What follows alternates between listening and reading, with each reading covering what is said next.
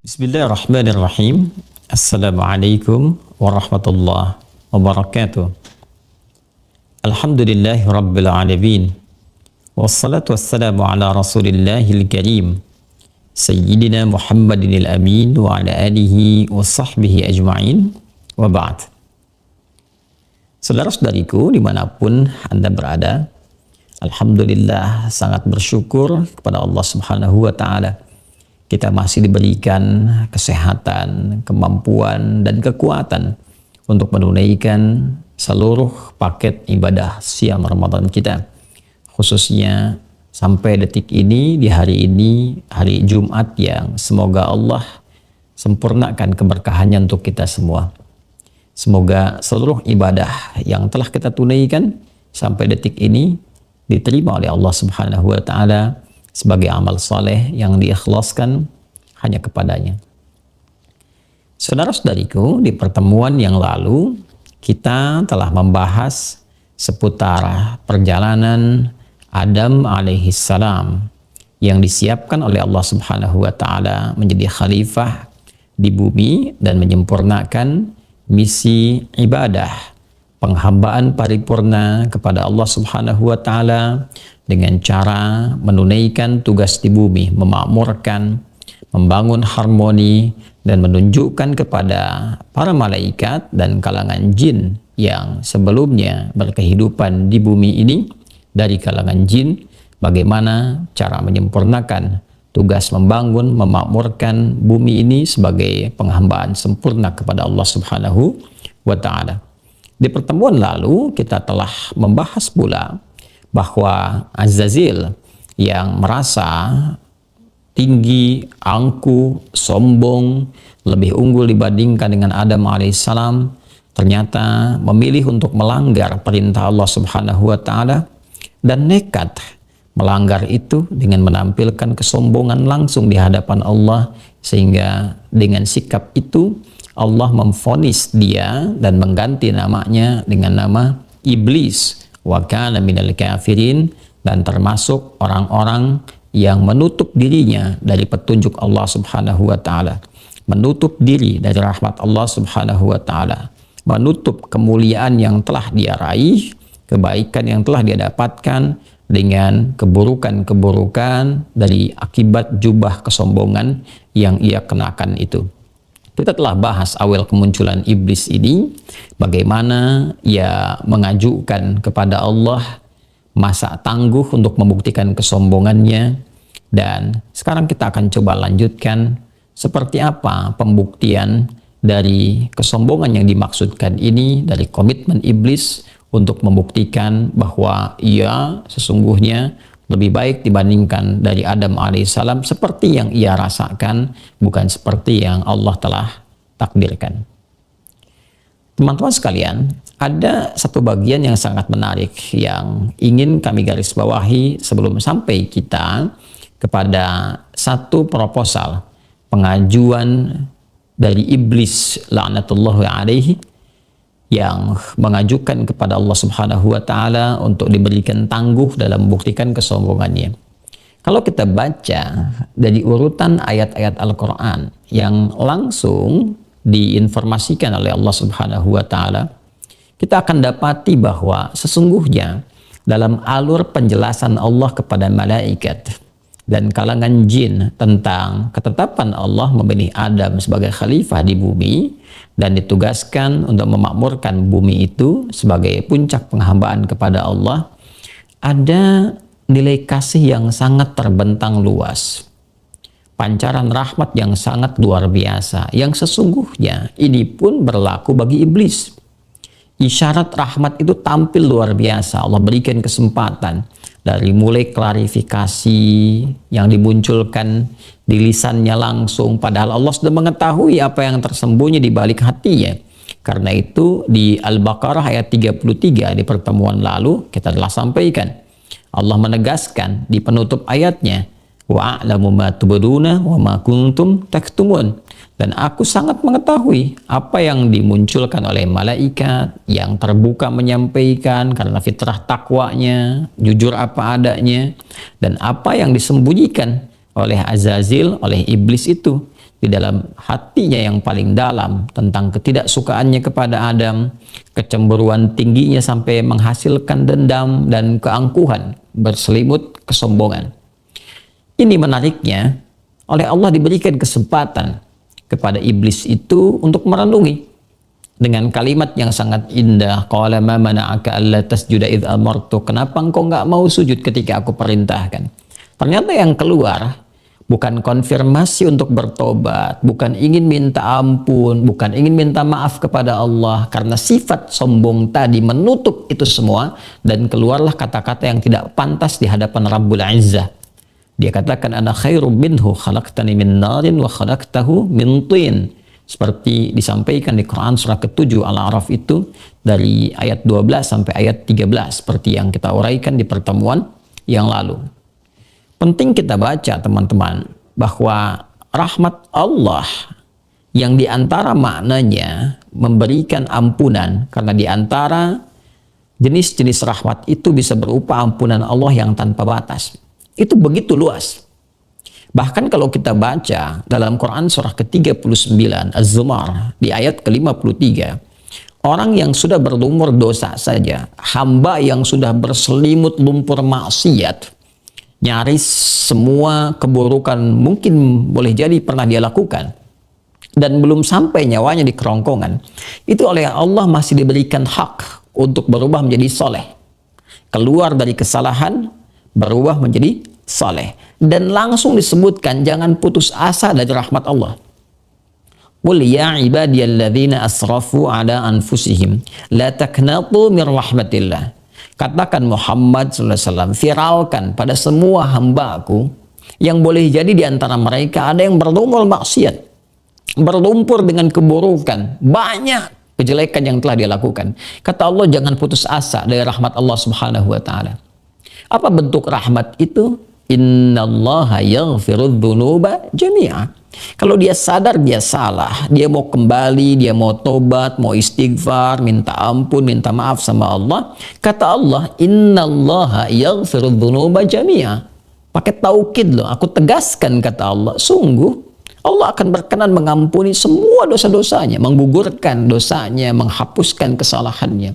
Nah, ini akibat jubah keangkuhan itu, kesombongan yang dikenakan oleh iblis, itu menghalangi rahmat Allah yang walaupun disampaikan dengan cahaya yang sangat terang, itu bukan hanya menjadi redup, tapi gelap. Karena itu di Al-Baqarah ayat 34 disebut langsung, wa kana minal kafirin. Dia termasuk orang yang menutup dirinya dari hidayah. Dia tutup, dia kafir tuh. Ya, sehingga rahmat yang begitu luas pun nggak dia ambil. Ya, Allah sudah tawarkan. Bahkan kalau kita mau lihat, ada yang menarik di sini di uraian Al-Imam Ibnu Katsir rahimahullah dalam kitabnya Al-Bidayah wan Nihayah jilid pertama, dari 21 jilid ini, jilid pertama halaman 115. Beliau menampilkan kembali konfirmasi yang di Al-A'raf itu dengan surah Sad. Ya, ayat ke-71 sampai 85. Jadi kalau kita bahas yang kemarin sampai ayat 76-nya, kisah yang kemarin saya uraikan. Nah, kalau kita masuk ke ayat 77-nya sampai dengan 85, kita akan temukan bagaimana isyarat rahmat Allah begitu luas dibentangkan, tapi karena kesombongan dan jubah keangkuhan dikenakan, maka terhalanglah kemuliaan yang Allah berikan itu oleh kesombongan yang dipertahankan. Ini yang menjadikan hadis qudsi itu muncul. Saya tegaskan di pertemuan lalu bahwa keagungan itu, kata Allah, adalah jubahku. Ya, maka bila ada hamba yang berusaha mengenakannya, maka Allah mengharamkan baginya pintu-pintu surga. Allah mengharamkan baginya wewangian surga. Allah mengharamkan baginya untuk memasuki surga. Ini saking berbahayanya sombong. Ya, karena kisah dulu yang viral itu bisa menutup hidayah, menghambat orang untuk mendekat kepada Allah Subhanahu wa taala. Itu tingkat bahayanya, magnitud gempa tingginya itu bisa menggoyangkan benteng-benteng rahmat, sehingga dengan itu seorang hamba tidak berpeluang dan atau bisa dikatakan sangat kecil kemungkinan untuk mendekat kepada Allah Subhanahu wa taala, seperti yang terjadi kepada iblis. Maka apa yang disampaikan di sini di surah Shad di ayat ke-77, mari kita lihat. A'udzubillahi minasyaitonirrajim. Allah berfirman, "Qala fakhruj minha fa innaka rajim."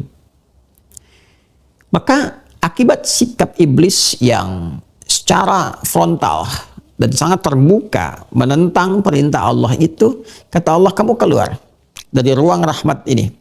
Ya, jadi ada, kalau kita baca nanti keterangan termasuk dalam kitabnya Al-Imam At-Tabari di tafsir beliau Jami'ul Bayan itu, ya diterangkan bagaimana di suasana pada kondisi masa itu, di saat itu yang Allahu alam, Allah Maha tahu keadaannya, ya di satu ruang tertentu, keadaan tertentu, ada malaikatnya, ada iblisnya, ada Adam alaihissalam. Ketika diperintahkan malaikat, ya Azazil untuk hormat kepada Adam atas perintah Allah, di ruang itu, di keadaan itu, maka iblis menolak. Ketika menolak itulah Allah mengusirnya. Dia yang sudah tinggal beribadah, nyontoh malaikat, menampilkan keteladanan untuk ikut ibadah di ruang yang Allah tempatkan kepada iblis itu, ya berikan tempat tertentu, ya yang tadinya Azazil coba niru malaikat, maka karena pertentangannya yang langsung kepada perintah Allah, fasik dia, fa fasaqa an amri rabbi, kata Allah langsung dikatakan qala fakhruj minha, keluar dari ruang itu, keluar dari tempat rahmat ini.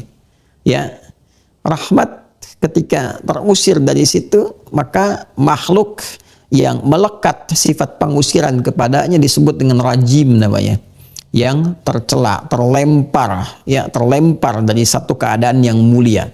Ya, maka dari sinilah kemudian dia keluar dari ruang itu, tidak mendapatkan rahmat Allah lagi, dan disebut kemudian dengan ar-rajim ay al-marjum, yang terlempar dari ruang rahmat Allah Subhanahu wa taala. Ini pelajaran besar kepada kita, dan inspirasinya adalah hati-hati. Seseorang yang mencoba melanggar ketentuan Allah, sengaja bermaksiat, sengaja menyalahi perintah Allah Subhanahu wa taala, maka hikmah ayat ini ingin memberikan kesan hati-hati, dia berpotensi terlempar dari rahmat Allah Subhanahu wa taala. Rahmat itu bisa berbentuk rizki, bisa berbentuk perhatian Allah, bisa berbentuk ampunan Allah, ya. Ada orang yang mungkin berkeinginan untuk membantu, bersedekah, berinfak. Tiba-tiba dia melihat beberapa orang ingin dia berikan, tapi setelah mendekat, dia melihat orang itu ternyata sedang bermain, misalnya permainan yang mendekatkan kepada apa yang dilarang oleh Allah. Sedang taruhan kah? Ya, atau ketika disapa kata-katanya kotor, jorok dan sebagainya. Nah, kalimat-kalimat kotor ini, perbuatan yang kotor yang menyimpang ini, itu menghambat rahmat Allah. Alih-alih kita mau sedekah, ternyata kita tahan, nggak jadi ngasih ya. Ya, ngapain dikasih pada orang seperti ini? Nah, itu hakikatnya bukan orangnya, tapi perbuatannya itu bertentangan dengan hukum Allah, bertentangan dengan perintah Allah, maka mengeluarkan dia dari rahmat Allah Subhanahu wa taala. Dan makhluk pertama yang melakukan itu iblis. Ya, jadi jangan diikuti karena sudah ada yang pernah mempraktekkan itu. Ya. Lalu apa yang terjadi? Wa inna 'alaika la'nati ila yaumiddin, ayat 78 ya. Dan kata Allah, karena perilakumu yang secara langsung ini, ya, berkonfrontasi dengan Allah Subhanahu wa taala, langsung menampilkan kesombongan di hadapan Allah, kata Allah, kamu aku laknat sampai dengan hari kiamat. Ya. Yang menarik teman-teman sekalian, inilah indahnya ya. Sebetulnya dalam setiap keadaan rahmat Allah itu selalu disertakan. Hanya karena sombong, ya tertutup iblis untuk memahami itu. Ya, dia menutup dirinya dengan jubah keangkuhannya itu sehingga tercover. Wa kana minal kafirin, tercover untuk melihat itu. Ya, Allah kan mengatakan, ya jelas sekali kalimatnya di sini, wa inna 'alaika la'nati ila yaumiddin. Kamu dapat laknat aku ya sampai dengan hari kiamat. Tapi masih ada peluang untuk mendapatkan ampunan Allah. Kalau dia mau minta ampun kepada Allah, minta rahmatnya, kan? Ya, Allah tidak mengatakan aku azab kamu pada saat itu. Ya, baru menyampaikan kamu terlaknat dengan sikap kamu begini sampai hari kiamat. Tapi kalau iblis dia mau minta ampun, mau bertobat kepada Allah, niscaya dengan rahmat yang sangat luas itu Allah akan mengampuni. Tapi inilah bahayanya kesombongan. Ini dahsyatnya keangkuhan. yang bisa menjauhkan seseorang dari celah-celah ampunan dan rahmat Allah Subhanahu wa taala. Maka apa yang terjadi? Karena tertutup keadaan dirinya, gelap dari mendapatkan petunjuk, akibat perbuatannya itu dia malah memilih untuk meneruskan konfrontasinya dengan Allah Subhanahu wa taala. Ya, dia mencoba untuk melanggar lagi ketentuan Allah dan mengatakan qala rabbi fa'anzirni ila yaumi yub'atsun. Ya Allah, kalau memang saya terlaknat, ya sudahlah, terlanjur. Nah, makanya di beberapa kesempatan yang lalu saya pernah katakan, penyakit terlanjur basah itu penyakit yang diwariskan oleh iblis. Ya sudah, aku sudah divonis, dilaknat, ya sudah sekalian salah. Ya, sekalian dosa saja. Maka apa yang terjadi? Dia katakan, ya Allah, karena sudah terlaknat, ya sekalian saja. Ya, berikan aku waktu sampai hari kiamat itu untuk membuktikan kehebatanku dibandingkan dengan Adam. Masih kekeh aja. Ya masih kekeh. Aku merasa lebih hebat, kata iblis. Ya sudah, karena dilaknat sampai hari kiamat, ya berikan aja aku kesempatan sampai hari kiamat itu untuk membuktikan kehebatanku dibandingkan Adam. Ya, maka apa jawab Allah? Qala fa innaka minal munzirin. Baiklah, kalau begitu engkau diberi kesempatan. Silahkan. Ya, tapi Allah pun berikan perangkat kepada Adam untuk menangkal semua tipu daya iblis itu yang dimungkinkan menjerumuskan Adam kepada hal-hal yang tidak Allah inginkan. Ya, maka apa yang terjadi? Qala fa innaka minal munzirin ila yaumil waqtil ma'lum. Engkau diberikan waktu, ya, pada satu batas yang engkau pun telah tahu, itu sampai dengan hari kiamat. Aku berikan waktunya, maka sampai titik ini pun masih ada peluang untuk taubat. Tapi karena kesombongan itu, dia berkata lagi, qala fa bi'izzatika la'ughwiyannahum ajma'in. Allahu akbar, ya Allah, kita tidak mengira kalau sampai sejauh ini, ya. Ya, itulah iblis. Itulah iblis. Ya, bukan manusia, sekali lagi iblis. Ya. Dia berkata, ya Allah, demi keagunganmu, aku akan sesatkan semua anak keturunan Adam ini. Dari Adamnya sampai anak keturunannya. Anda bisa terbayang tidak? Ada makhluk yang bersumpah melakukan perbuatan buruk, tapi melekatkan sumpah itu pada keagungan Rabbnya. Dia bersumpah dengan nama Allah, tapi untuk melakukan keburukan. Ini kan sangat, saya tidak punya kosakata untuk menggambarkan itu, ya. Tapi saking buruknya, ya sangat tercela, sangat hina, kan sangat tidak pantas untuk dilakukan. Ya. Ini dia bersumpah dengan keagungan Allah, tapi sumpahnya diarahkan untuk satu keburukan yang sangat durjana. Ya. Maka dia katakan, illa ibadaka minhumul mukhlasin. Aku akan goda mereka semua, aku akan sesatkan. Ya, kecuali hamba-hambamu, ya Allah, yang mereka memang taat, memang ikhlas, memang turut mendekat kepadamu. Jadi dia menantang itu semua, ya, dan membuktikan apa yang ingin ia bangun dengan satu proposal disampaikan kepada Allah dengan tujuan membuktikan kesombongan, keangkuhan lebih hebat dibandingkan dengan Adam, dengan langsung menjadi musuh abadi bagi Adam dan keturunannya. Dia sendiri yang mendeklarasikan dirinya sebagai musuh abadi sampai kiamat terjadi bagi Adam dan keturunannya. Iblis ini.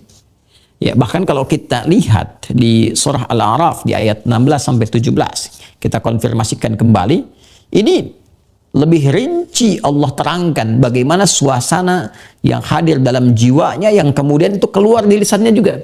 Ya, mari kita lihat bagaimana iblis mengatakan, qala fa bima aghwaytani la aqudanna lahum siratakal mustaqim. Ya Allah, kalau engkau telah vonis aku tersesat, kau vonis aku sesat, kau vonis aku terlaknat, ya sudah sekalian saja ya Allah, sekalian aku akan sesatkan mereka semua dari jalanmu yang lurus itu.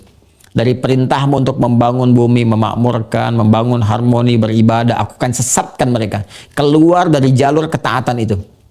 Alih-alih taat, maksiat. Alih-alih membangun harmoni, dibuat perselisihan, dibuat perkelahian, dibuat saling pertentangan, permusuhan, pertumpahan darah. Supaya keluar dari jalur yang telah Allah tetapkan. Dan gak tanggung, dia katakan, ثُمَّ لَآتِيَنَّهُمْ مِنْ بَيْنِ أَيْدِيهِمْ وَمِنْ خَلْفِهِمْ وَعَنْ أَيْمَانِهِمْ وَعَنْ شَمَائِلِهِمْ وَلَا تَجِدُ أَكْثَرَهُمْ شَاكِرِينَ. Na'udzubillahi min dzalik. Dan kita berlindung kepada Allah dari godaan-godaan iblis yang dimaksudkan. Dia katakan, aku bersumpah ya Allah, karena engkau telah beri aku kesempatan, aku akan goda mereka. Langsung dari depannya, dari belakangnya, dari kanannya, dari kirinya, dari semua sisi yang mungkin dia jangkau. Atas nggak dia sebutkan, karena atas itu ruang hidayah. Ya, itu jalurnya hidayah Allah diberikan kepada manusia. Ya, langsung ditanamkan pada jiwa sepanjang dia mau mengoneksikan diri dengan Rabbul Izzah. Bawah nggak mungkin, kalau itu jalur kematian. Dikuburkan di tanah, selesai, meninggal. Ya, kalau iblisnya masih menggoda orang, meninggal, itu masih keterlaluan namanya. Udah meninggal masih digodain juga, itu namanya iblis yang stres gitu ya. Jadi dia goda depan, belakang, kanan, kiri, ya, untuk memberikan kesan semua arah yang dilakukan manusia pada umumnya dalam berkehidupan, dia akan hadir di situ untuk menggoda. Teman-teman sekalian, dalam suasana itu kemudian Allah Subhanahu wa taala memberikan sebuah kesan yang sangat dalam. Adam, hati-hati. Ini musuh. Dia sudah declare. Dia sudah menyampaikan bahwa dia musuh abadi, musuh yang sangat serius. Maka Allah memberikan pelatihan kepada Adam alaihissalam. Ditempatkan di satu ruang dulu untuk diberikan persiapan-persiapan sebelum menjalani kehidupan di muka bumi, membawa misi yang sangat luar biasa itu sampai dengan kehidupan berakhir, generasi Adam akan saling menggantikan. Karena itu disebut dengan khalifah yang seperti pernah kami jelaskan di pertemuan yang lalu. Adam akan meninggal, digantikan lagi oleh generasinya, digantikan lagi sampai kehidupan berakhir. Saat yang bersamaan, iblis pun akan mencoba membuktikan komitmennya, mengganggu setiap generasi Adam sampai kehidupan berakhir. Ini asal mulanya akan ada godaan-godaan yang disematkan baik kepada Adam ataupun kepada anak cucunya, termasuk kita semua sampai kehidupan berakhir. Maka mulailah Allah berfirman kepada Adam alaihissalam untuk memberikan semacam training, persiapan-persiapan sebelum ditugaskan di tempat yang sesungguhnya. Ini fitrah manusia. Ini yang menjadikan kita saat ini selalu mengadakan satu pelatihan sebelum memasuki dunia nyatanya. Orang sebelum bekerja training dulu.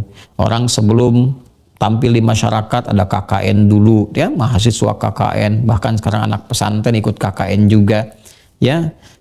Kerja nyata di masyarakat, berkontribusi, gabung bersama-sama sebelum real terjun di dunia itu semua. Nah, Adam sebelum bertugas di bumi ditempatkan dulu oleh Allah Subhanahu wa taala di satu tempat dengan firman-Nya ayat 35 di surah Al-Baqarah. Wa qulna ya adamuskun anta wa zawjukal jannah wa kula minha ragadan haitsu syi'tuma wala taqraba hadhihi syajarata fatakuna minadh dhalimin.